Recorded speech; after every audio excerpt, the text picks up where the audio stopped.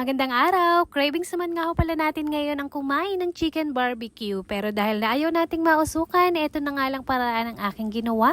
Bali, meron nga ho pala ako diyang ilang pirasong hita ng manok. Ang gagawin ko muna diyan ay imamarinate. At eto nga dito sa malukong nalagayan, pinaglalagay ko lamang. Naglagay nga ho pala ako diyan ng bawang, paminta, kalamansi, toyo, oyster sauce, ketchup, tapos isang Sprite mismo. Ang ginawa ko nga lamang ho pala diyan ay tansya-tansya na lang sa paglalagay. Syempre, hindi naman natin dadamihan para nga niyo, hindi naman sumobra yung pagkakalagay natin. Syempre, pagkatapos ko nga ho palang mailagay, eto, ginanari ko na nga lang ho at para nga ho mamix yan ng ayos at maibabad ko na. Mga isang orasin ko lang naman nga ho palang igagayan yan para talagang manuot nga ho yung pagkakababad niya dito. Mas mainam nga ho pala yan kung magdamag na ibababad, pero dahil ngayon nga ho yan pang ulam, ay di kaunting oras din nga lang ibababad natin. Gamit nga ho pala rin garning plastic ay di ayan at tinakluban ko nga lang ho para talaga nga hong maluom siya. Tapos eto, fast forward na natin kaagad. Ilang oras na din yan ang nakakalipas. Eto na ibabad na natin at pwede na din nga ho pala ngayong lutuin. Bale din sa kawali na aking inihanda, eto, nilagay ko laang, sinalansan ko laang muna nga ho ng ayos. Kung ilan nga lamang ho pala ang kakasya diyan, ay di ayun lang ang aking pinag-ari. Tapos ayan, medyo luluto-lutuin ko muna ng kaunti at hindi naman papakalakasan apoy, baka nga ho masunog. Hindi ko na din lamang muna nilagyan niya nung pinagbabaran niya dahil medyo ipiprito-prito ko nga ho, kumbaga ay papaigahin ng kaunti at para maging medyo brown-brown nga ho. At ayan, at nung ganyan na din nga ho pala ang itsura nitong aking niluluto, ay dinilagay ko din nga ho pala kaagad aring pinagbabaran ko. Sunod naman nga ho palang gagawin diyan kapag nailagay na yung pinagbabaran, ay di ayun, bantay nga lang ng maigi para hindi siya masunog yung ilalim. Syempre, papakuluan nga ho pala yan at ayan, bantay sarado din nga ni sa pagbabaligtad para nga ho pantay din yung pagkakaluto ng karne. Ang ginawa ko na nga lamang ho pala diyan, palibasay nakabantay na din laang, ay di hindi ko din nga lang naman pinakalakasan ng apoy at baka nga ho pag nalingatan ay masunog pa. Dapat talagang iga nga ho pala yan, nakikita nyong sabaw na yan para sigurado nga hong lutong-luto yan. O diba, kita nyo naman walang usok, walang nauusukan. Kaya naman kung gusto nyo nga hong makatikim ng barbecue, aba naman ay ganitong paraan na nga lang yung gawin nyo. Kung kayo nga ho ay palagi na lang adobo, tinola ang pagluluto sa manok, aba naman ay isingit-singit nyo nga ho ari at talagang magugustuhan nyo nga rin at sobrang sarap niya. Eto, iga-iga na din nga ho pala yung niluluto kong barbecue at halos maputol na din nga ho pala yung buto, maalis na din yung laman dun sa buto at kako nga ho ay pwede nang hanguin. Tamang-tama yung ganitong pang-ulam, lalo na nga ho kung kayo may pupuntahang outing kahit sa bahay pa nga lang, ay pwede nyo na din kaagad lutuin. Ay di ka naman nga ho, ay hindi na kailangang mausukan pa para lang makatikim ng chicken barbecue. Di nila ang sa kawali ay pwede nyo nga hong subukan at higit sa lahat ay iwas sunog pa. Eto, nahango ko na din nga ho pala kaagad at kanina pala ang ay akin na ding naigaya ka rin aking sausawan at kako nga ho ay pwede na din kaagad tikman.